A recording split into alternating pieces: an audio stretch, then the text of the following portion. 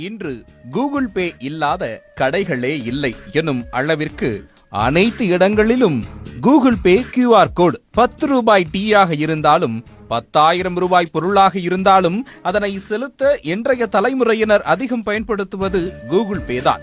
அப்படிப்பட்ட Google Pay மூலம் புதிய மோசடியை ஒரு கும்பல் அரங்கேற்ற தொடங்கியுள்ளது.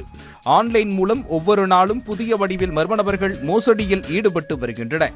மக்கள் எச்சரிக்கையுடன் இருக்க வேண்டும் என்று தமிழ்நாடு காவல்துறையும் பல்வேறு வகையில் விழிப்புணர்வு செய்து வருகின்றன. அந்த வகையில் தற்போது ஜிபே மூலமாக நூதன மோசடி ஒன்று அரங்கேறி வருகிறது.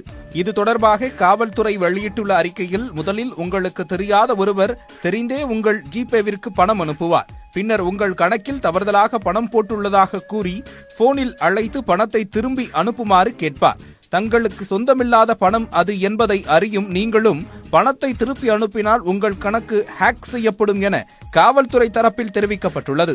எனவே யாராவது உங்கள் கணக்கில் தவறாக பணம் அனுப்பி இருந்தால் அந்த பணத்தை மீண்டும் கூகுள் பே மூலம் அனுப்பாமல் அழைப்பவரின் அடையாள சான்றுடன் அருகில் உள்ள காவல் நிலையத்திற்கு வந்து பணமாக வாங்கிக் கொள்ளுமாறு தெரிவிக்குமாறு போலீசார் அறிவுறுத்தியுள்ளனர்.